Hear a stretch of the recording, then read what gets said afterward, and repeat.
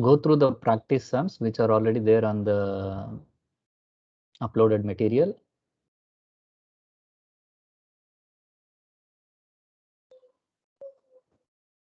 Okay, it seems that no one have the doubts on binomial and Poisson distribution. Then we will move on to the continuous distributions. So we have normal distribution, exponential distribution, gamma distribution, and Weibull distribution under continuous case. Okay.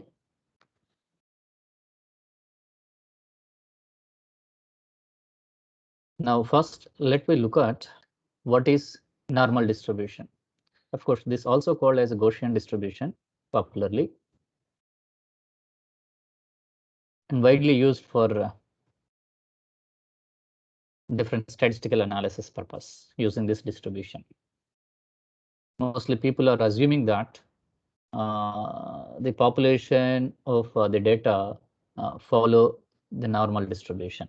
With that assumption, people used to test several statistical hypothesis parameters, and later stage people have proved that there are certain sampling distributions which are not following the normal distribution. In that case, other testing of hypothesis techniques have been evolved. Well, now let us look at what is normal distribution. The normal distribution is basically depends on the two population parameters. One is population mean and the other one is population standard deviation or the population variance. Okay. So the formula for the normal distribution is shown here. You just make a note. The probability density function of a normal variate capital X with the population mean mu and the standard deviation sigma is given by nx mu sigma, which is equal to 1 over sigma times under root 2 pi whole into e raised to minus x minus mu whole square divided by 2 times sigma square. 2 times sigma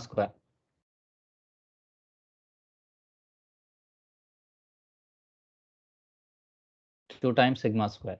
The domain of the x is minus infinity to plus infinity.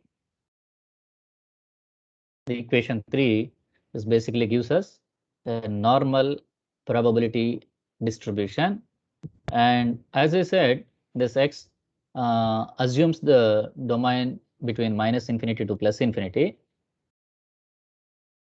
So this minus infinity and plus infinity is basically gives us the extended real line. Means that x can take any value on the extended real line. So now, as I said, it is extended real line. So we already aware that the points on a real line segment will be treated as a continuous case of sample. Therefore, this normal distribution is defined on the continuous sample space. Okay, it comes under the continuous distribution, remember. Well, there are certain properties of this normal distribution, and let me look at those properties now.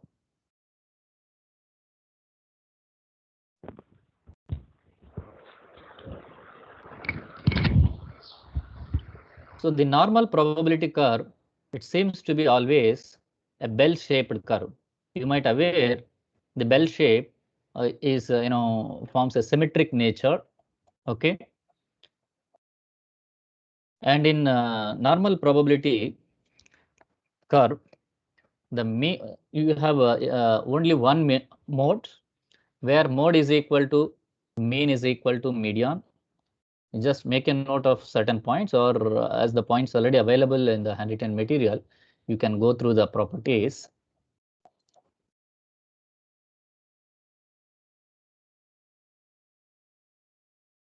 This is the normal curve, as I said, a bell-shaped curve. So on the horizontal axis here, you just look at, this is the mu, and where the mode is this point. Of course, this mu is equal to, median is equal to mode for this normal distribution. Right to the mu and left to the mu, the vertical heights of the same distance are same. That means mu right to the mu, there is a distance like sigma. In the sigma distance, the vertical height is same as the left to mu with sigma units of distance, the same vertical height you may notice. Now, the area which is covering under the normal curve between mu plus sigma to mu minus sigma, this is the portion. Okay, this portion which covers approximately 68%, approximately 68%, 67 point something it will come. So we can make a round for integer, approximately 68%. Whereas mu plus 2 sigma to mu minus 2 sigma, that means mu minus 2 sigma is here and mu plus 2 sigma is here. So this area would cover approximately 95% of area. 95% of area under the normal curve. Okay, and mu minus 3 sigma to mu minus 3 sigma to mu plus 3 sigma. This will cover under the normal curve approximately, under this normal curve, approximately 99.9% of area. Okay, right? This curve is symmetric about the mean of the distribution mu. This is the second point. And the curve has points of inflection. The points of inflection, do you know what is point of inflection? Hello? Do you know point of inflection? Have you heard in calculus for engineers? Yes, sir. So it is the point where the slope is 0. Sorry? So it is the point where slope is 0. Which? So where the slope of the curve is 0. Slope of the curve is 0. Okay.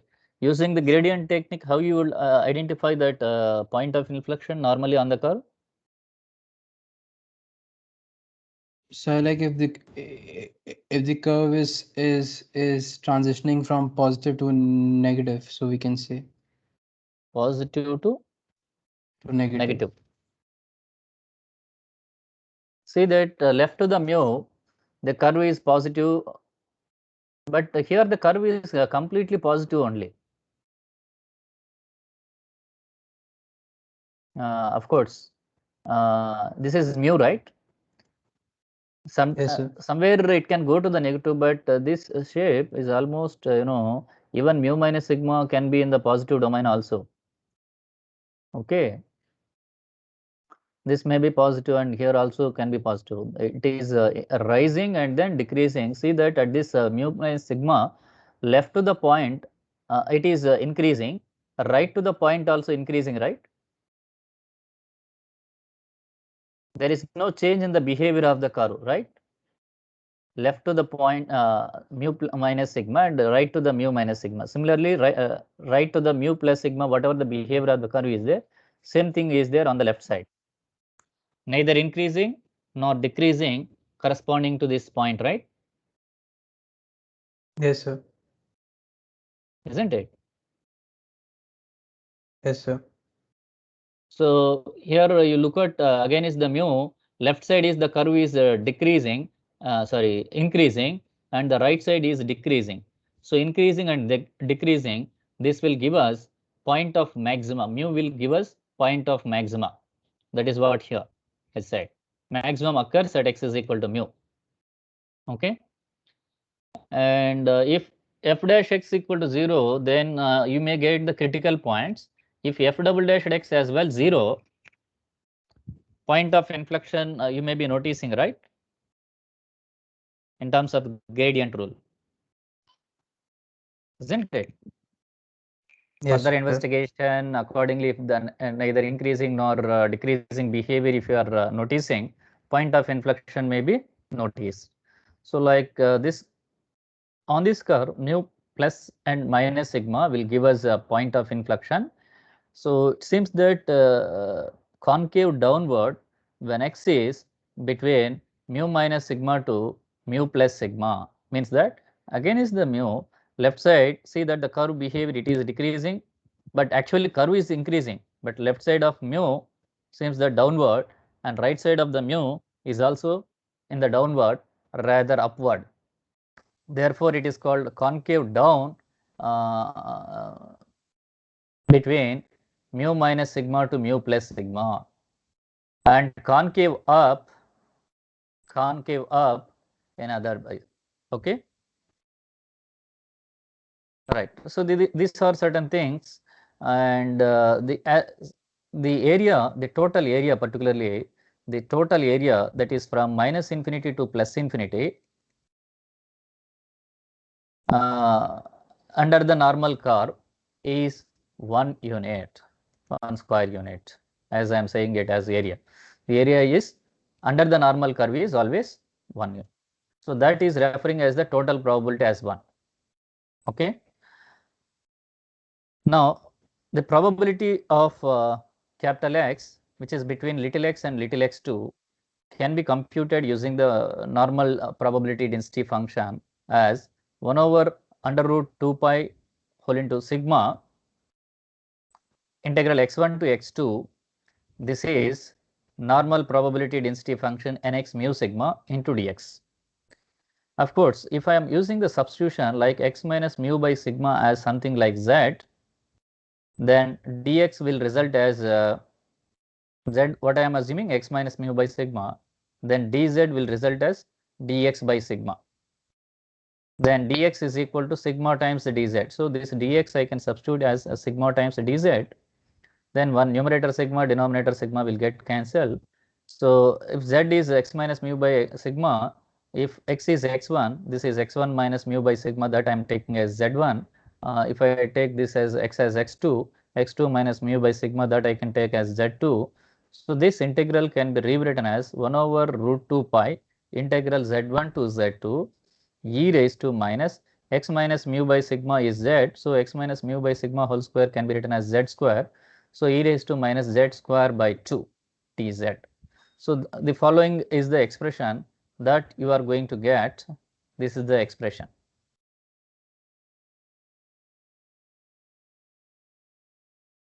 That is that I would like to show 1 second. The standard normal variate.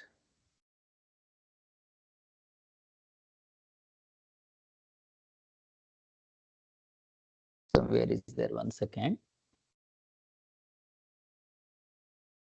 Yeah, 1 over root 2 pi, here itself I have written 1 over root 2 pi integral z1 to z2 e raised to minus half z square dz.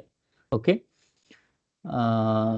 So this assumption z is equal to x minus mu by sigma, this assumption will transform the random variable x to a standard normal variate where the mean mu assumed to be 0 and the standard deviation sigma as 1.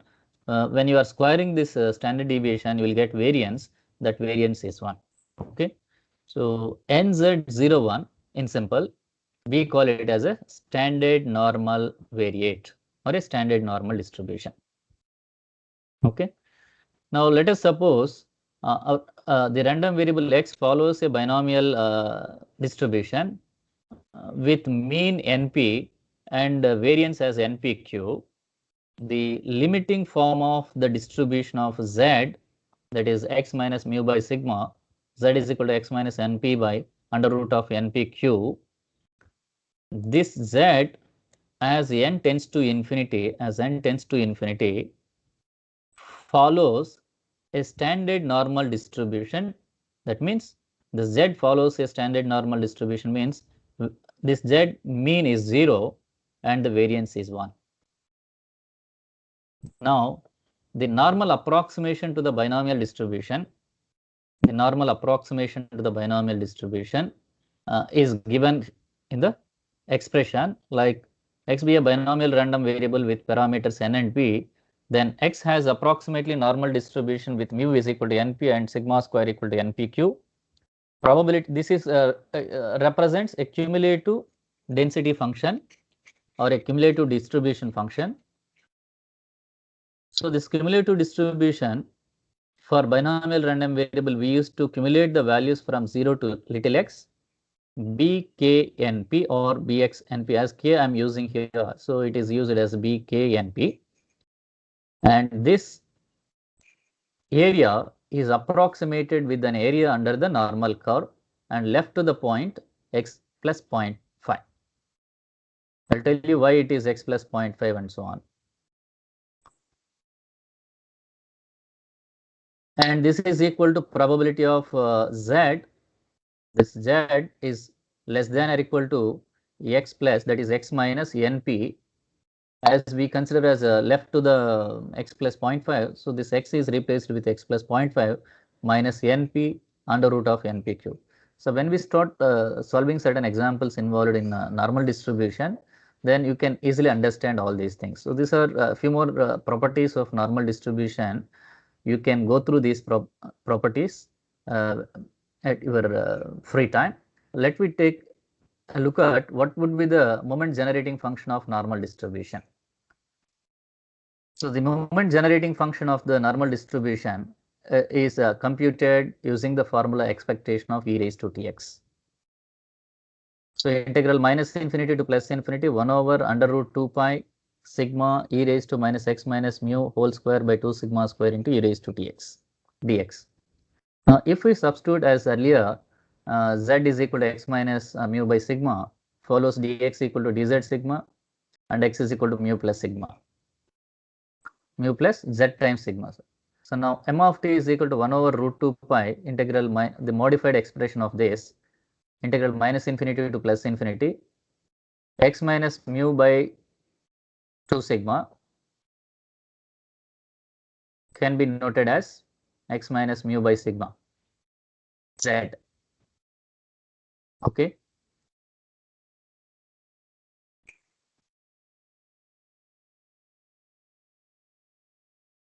And then after some simplification, there is e raised to minus z square by 2. E to the power tx is there, where x is mu plus z times sigma, that is substituted here, e to the power tx. Now combining, the base is same, and combining the expressions, we will have 1 over root 2 pi e raised to t mu. Of course, this t mu is independent of the z taken outside. E raised to tz sigma and minus z square by 2, these two terms are combining. We will have e raised to minus half times z minus t sigma whole square into e raised to t square sigma square by 2 dz. And after integration, we will get the moment generating function as e raised to t mu plus t square sigma square by 2. So this you can keep as a formula, proof is not required. And if you replace t as it, you will get the characteristic function of the normal distribution. This I am leaving to you. Let me look at a simple example on the normal distribution in order to understand it. Sorry? Sir, can you scroll up a little bit? Yeah.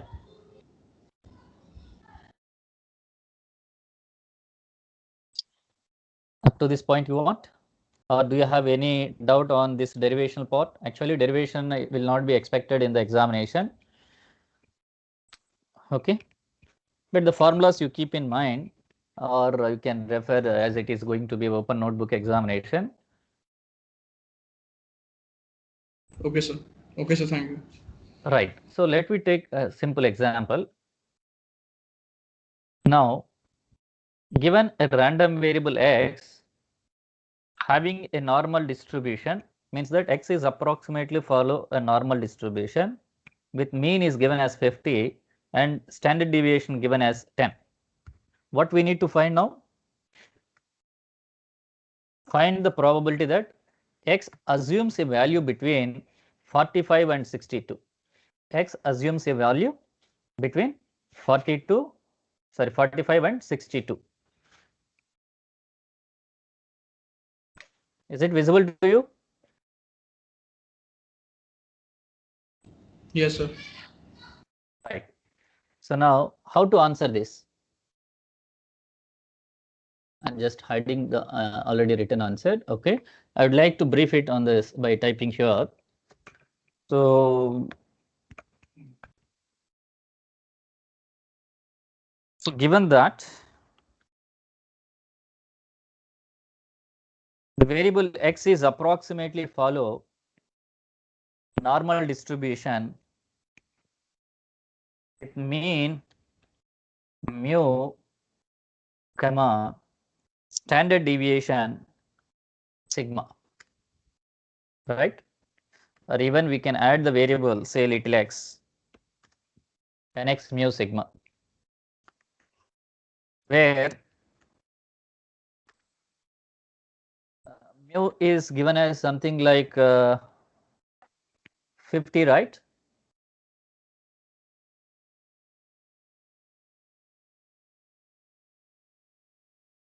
Mu is given as 50.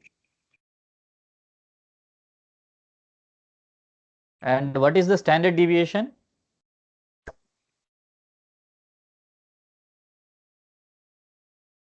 Is 10. This is the information is given. What we need to find? We need to find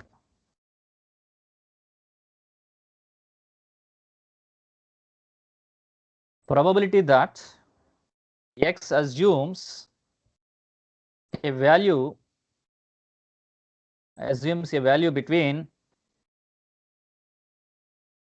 45, remember, between 45 and 62.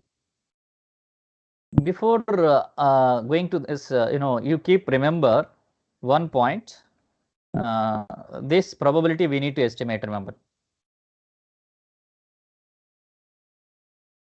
A note for your understanding, if x is capital X is a continuous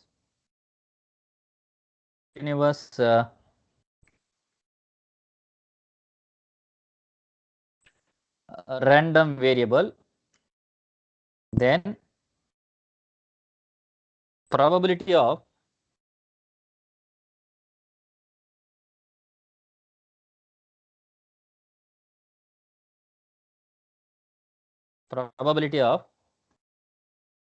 A less than capital X less than B, which is equal to probability of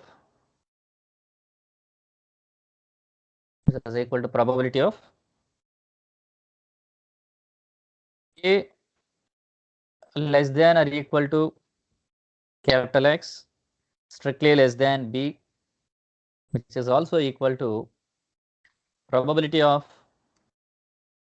A strictly less than X less than or equal to B, which is also equal to probability of A less than or equal to capital X less than or equal to B.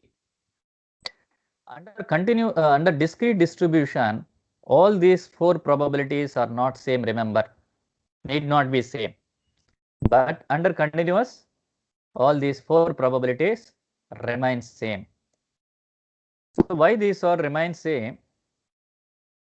The reason is, let us suppose you take one real line.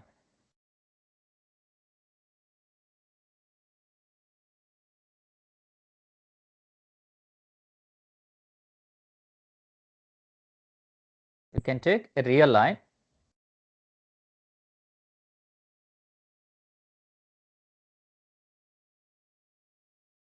So when you are going to take a real line, somewhere we have this vertical axis. This is the point that we used to take normally origin, the intersection point, right? Now 1, 2, 3, likewise the scaling. This probability of say x strictly less than 3 for ease of understanding, or strictly less than a. So in discrete distribution, what we do is less than a means from this leftmost to till 2 we used to consider for discrete. But under the continuous case, there are infinitely many points between 2 and 3, right? Now this domain also should include for continuous case. When this domain is supposed to include till 3, we need to consider. Did you understand what I mean to explain now?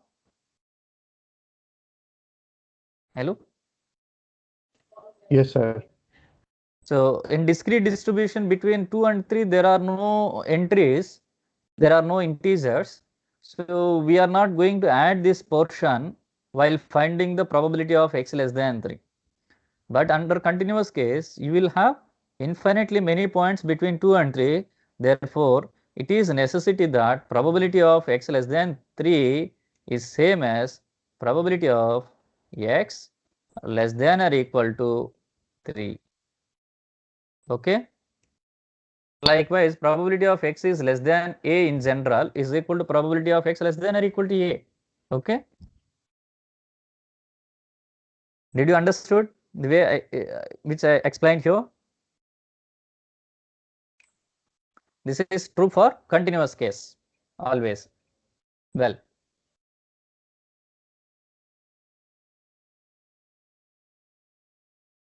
now what actually we need to find? Probability of 45 less than x less than 42, 62. In order to find that, this can be rewritten as probability of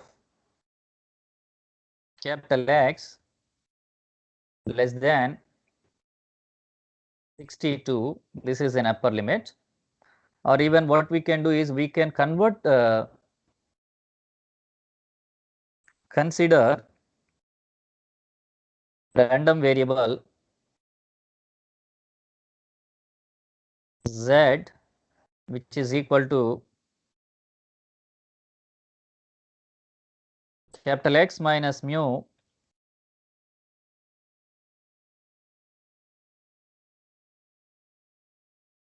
capital X minus mu divided by sigma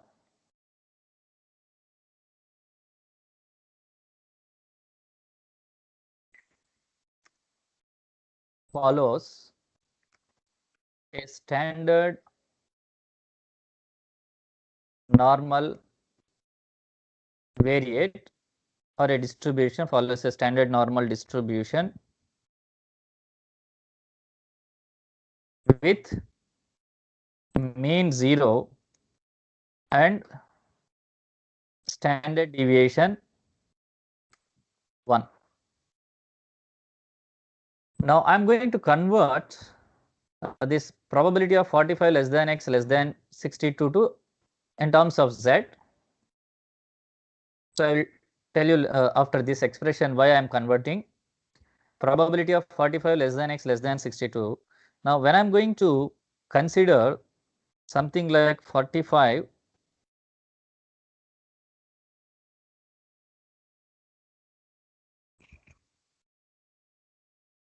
minus mu, that means this is the expression which is less than this thing less than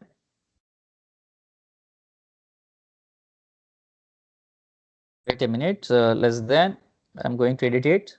Now, what is the lower limit of this? 45, right? What is the upper limit of this inequality? 62. Now, like this, by adding or subtraction or dividing, is this inequality changes by chance? No, right? No, sir. The inequality doesn't change by adding some value or by dividing. So now what we assumed, this middle value x minus mu by sigma is z, right? So therefore, I'm going, yeah, please. What is your doubt? No, sir, no doubt. No doubt. So this 45 minus mu, this expression, what is the mu it is given in the question? 50, right? Mu is 50, then sigma is 10. Yes, sir. You just substitute only in the lower limit and the upper limit, because the middle value I am going to take as z. Now, what did you observe? The variable z is now between these two values. So what is this fraction? 45 minus 50, how much? Is it minus 5? So minus 1 by 2. Minus 1 by 2. So minus 1 by 2, is it minus 0.5? Yes, sir. What is the upper limit of this? 62 minus 50 divided by 10, 12 by 10. Is it 1.2? Yes, sir. Now, this is supposed to evaluate. Suppose if you wanted to evaluate, basically you need to use the integration, right? Integral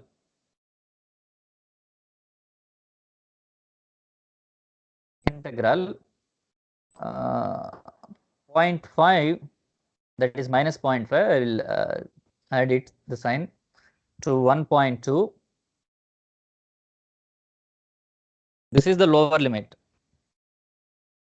into nx as, but right now nz I can use as it is converted to a standard normal variate nz 0 1 into dz.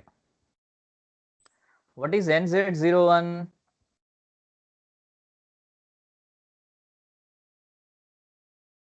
For ease of understanding, this nz 0 1 will be substituted. nz 0 1 is 1 over square root of 2 times pi into e to the power x minus mu, sorry, this is minus z square by 2, e to the power minus z square by 2.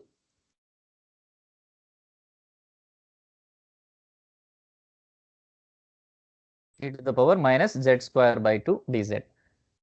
Can you evaluate this integral easily? Hello? You may aware what is integration of e to the power minus ax or plus ax, right? Can you find out this e to the power minus ax square or something like that? E to the power?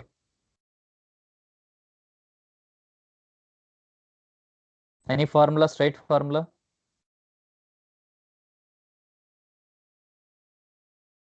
Have you heard any integral of gamma or something like that earlier?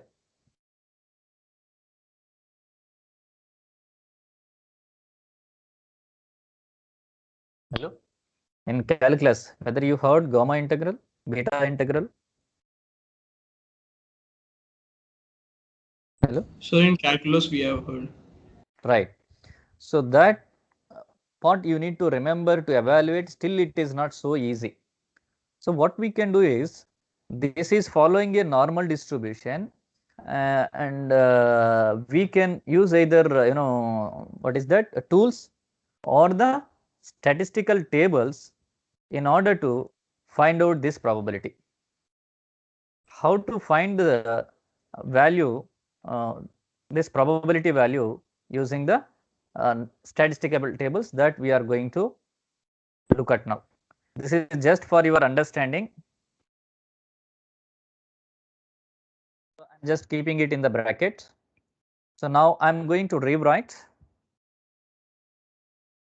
The given probability is something like a less than x less than b as probability of capital X strictly less than 1.2 upper limit minus probability of capital X less than minus 0.5. Oh, these statistical tables basically provides the area under the normal curve. Remember, area under the normal curve, like as a probability of x less than 2x for a standard normal variate, that is for nz01. Because of that reason, I converted the general random variable x to a standard normal variate. Well, now let us look at the standard normal distribution tables. Here as we have observed the binomial and Poisson distributions earlier, in the similar fashion, we supposed to take the probabilities from the normal tables. Of course, this file is already uploaded for your reference. Now this is the normal curve. So what probability we want? Firstly, probability of capital X less than 1.2. Now x values here minus 3.4, minus 3.3 and so on. We want 1.2, that is positive, plus 1.2, plus 1.2, 1.2. What's the value here? 1.20. This is 1.20, 21, 22, 23, 24, like that. Our value is exactly 1.2. Therefore, 1.20 value seems to be something like 0.8849, right? Hello? Yes, sir. So this is the probability of x less than. Is it easy to take the value from the tables instead of evaluating the integral and then keep on simplifying and finding? Yes, sir. Yes, sir. Okay, 0.8849, right? 0.8849 minus, what is the value probability of probability capital X, P of x less than minus 0.5. Now we need to look at the negative region, minus 0.5. Where is that? This is minus 0.5. Minus 0.50. So this is the first column. What is the value? 0.3085, right? Isn't it? 0.3085, right? Hello? Yes, sir. 0.3085. Now, what is the difference of these two values? Can you give me the difference? 0.5764. 0.5764. 64. Yes, sir. Right. Now, what does it mean basically? What would be the probability that x would be between 45 and 62? That probability we evaluated. What it basically gives us the significance, some information. So you got the average mark of a class, say something like 50, and what would be the standard deviation of the student you may aware based on some CAT examination. Let us imagine CAT 1 average if the examination is conducted for 100 marks, just imagination, 50 is the average mark and 10 is the standard deviation between the individuals who appeared for the examination. Okay. Now I just wanted to know the proportion of students. Remember what I wanted to know? Proportion of students who scored between 45 and 62. How do I come to know that now? Without looking into all the scores of the students who appeared for the examination, it is possible you can estimate through the normal distribution with an assumption that the distribution of the scores is following approximately normal distribution. If the distribution of the scores is not following approximately normal, then which distribution it is following, accordingly you need to evaluate. Okay. So as of now, we assumed that X is approximately follow normal distribution. Then the proportion of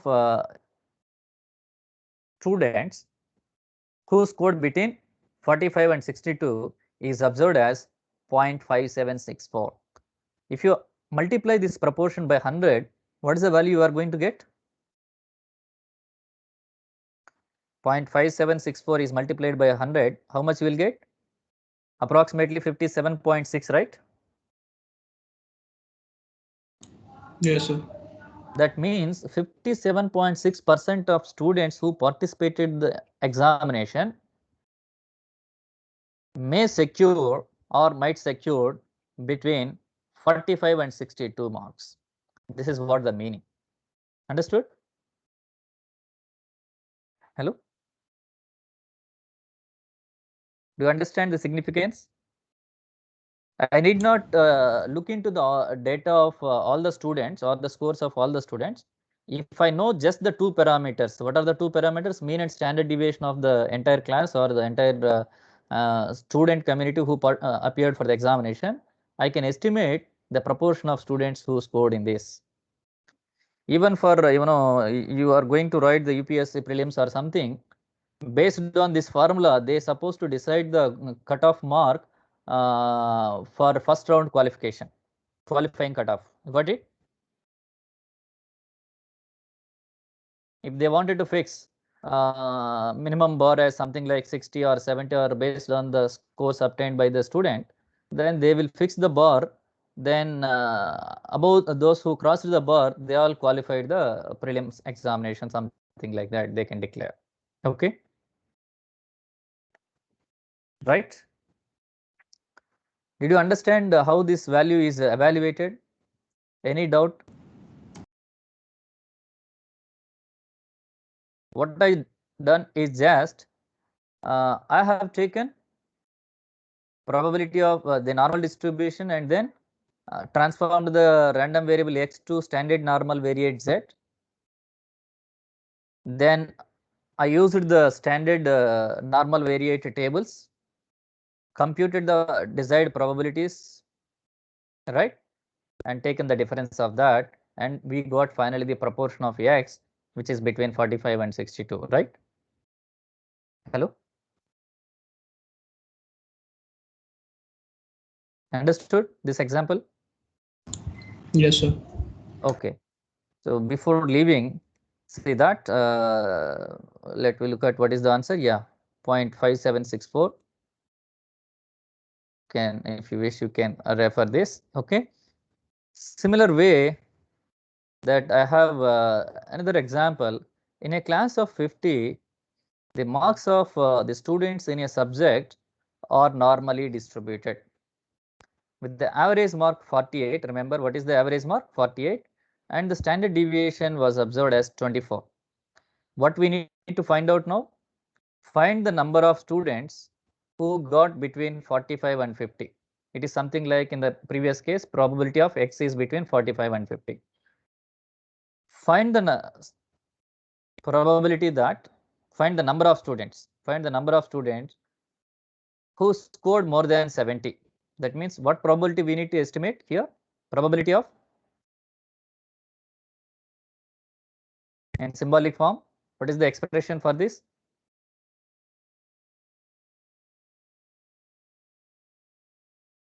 Hello? Hello. Am I audible?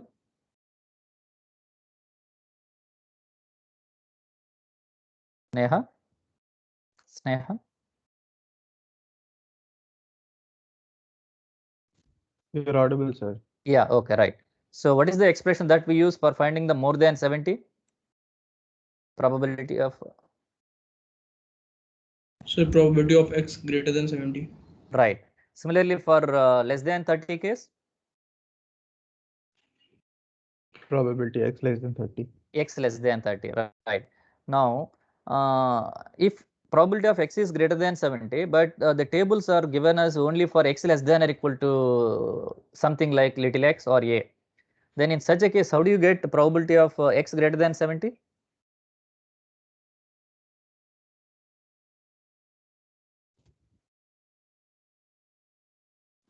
Sir, 1 minus x less than 70. Right answer. Who said this? Aman, sir. Aman, right, rightly said. So now probability of 45 less than x less than 50 I wanted to calculate. I just computed using, by using the transformation like z is equal to x minus mu by sigma. So 45 minus 48 by 24 is less than x minus mu by sigma and is less than 50 minus 48 by 24. And this proportion is minus 0.13 and the right proportion is 0.83. Now z is less than between z1 and z2. P of z less than 0.83 minus P of z less than minus 0.13, and these two values say 0.83 right now using the statistical tables. 0.83, this is 0.00 means 0.80, 0.81, 0.82, 0.83. Now this is the intersection. Do you agree? 0.7967, right? Yes, sir. So am I written over there the same value?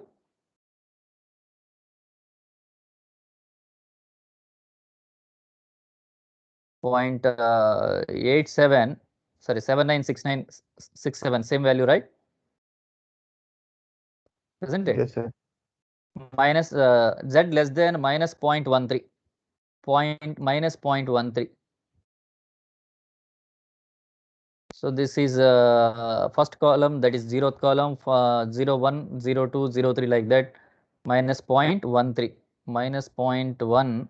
Yeah, this is minus 0.1. This is 0.10111213. What is the value? Minus 0.13 value. Probability of x 0.4483. less than minus 0.13 is 0.4483. 83. Right. So that value, if you substitute over here, minus 0.4483, and this difference is giving us 0.3484. What does it mean? The proportion of the students who secured the mark between 45 and 50. But actually what we want? The number of students who got between 45 and 50. If you just multiply this proportion by the number of students who appeared for the exam, that is 50, you will get the number of students who scored between 45 and 50. Let us suppose therefore the number of students who scored between 45 and 50 is, this proportion is 0.3484 is multiplied by 50, which is equal to 17.42 approximately, 17.42. Then we can't say that 17.4 students got this. So you can round it to the nearest integer. So then approximately 17 students secured or scored between 45 and 50 in that particular examination. That is what the meaning. Okay. Right. I need not look at and count the students who scored between 45 and 50. With these two parameters, I can straight away determine, right? Hello? Yes, sir. Well, so as Aman said, probability of x greater than 70 can be computed as 1 minus of probability of x less than or equal to 70, or 1 minus p of z less than 70 minus 48 by 24. So this is 0.92, and this probability for is observed as finally 0.1788. How we are getting this value? By referring statistical table. Now, if you multiply this proportion 0.1788 by 50, you will get the number of students who scored over 70 marks. It is approximately something like 8.94 means 9 students. Okay. Like this, you need to answer probability of x less than 30 also. Do you able to answer? Hello? Any doubt on Yes, how sir. to get the values using the statistical tables? You need not No, remember sir. complicated formulas and keep on simplify here, right? In normal distribution. Hello? Am I right? Yes, sir. Whether you followed the examples? Yes, sir. So there are few more solved questions in this. You just go through them. You can understand very well. If you have any difficulties, we will discuss again it in the next class. Okay? Just go through it, all of you. Well, hello? Okay, sir.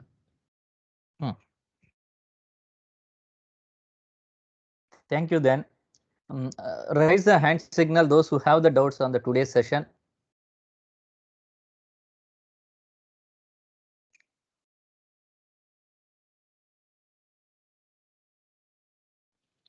No doubt, sir. No doubts. So then, okay, well, I think next week we are free from the academic classes, right? Due to Yes, sir. From 24th VT till examination, 29th. right? Right, Aman? Yes, sir. Yes. Yes, sir. Okay. So by this weekend, we complete this module like exponential distribution, gamma, and Weibull. So this Wednesday, we are going to discuss some examples with on normal distribution with our program. Okay. Then followed whatever the classes we have in this week, we will make use and let me complete this module. Next week, you inform me one convenient date for you. Okay. Of course, we supposed to attend that invigilation duties as well without clashing the duty and our we can plan to have quiz 1. Okay. Okay, sir. Right. So I will share the Okay, link sir. and you just answer them is fine. MCQ types. Okay. Yes, sir. Okay, Right. sir. Right. When, Right. sir? Next week sometime you just inform your convenient, all of you discuss and just provide your convenient date. Okay. Okay, sir. If it is convenient evening time, evening also we can plan something like 5 o'clock or 6 o'clock or 7 o'clock, whatever the convenient time you have. Okay. Time and date. Right. In the next class or next to next class, you inform so that I can post in the this team so that everyone will aware of that time and date. Okay. Well. Okay, sir. Right. So any other queries?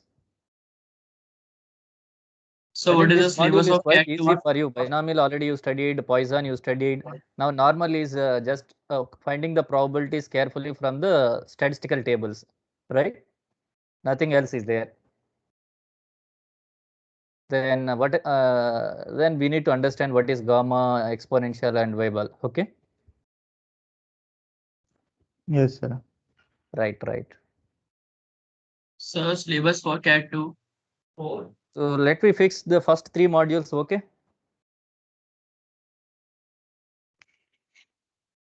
It's fine. Hello. All right, sir. All right. All right. Okay. Right. Thank you all then. Excuse me, Thank you, sir. sir. Yeah. Please. Someone is Sir, in speaking. the CAT 2, the syllabus will be first 3 modules. First 3 modules. Jain. Okay, sir. Okay. Okay, sir. Okay, sir. Thank you, Syllabus sir. for quiz 1. Syllabus for quiz 1. For CAT 2, this syllabus would be 3rd and 4th module. Okay. Okay, sir. Okay, sir. Thank you, CAT 2 sir. is 3rd and 4th module. Okay. 3 Okay, sir. into 10, 30 marks. Okay.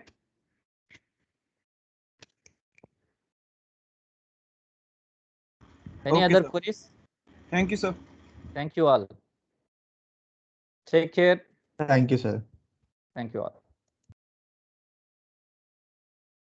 Thank you, sir.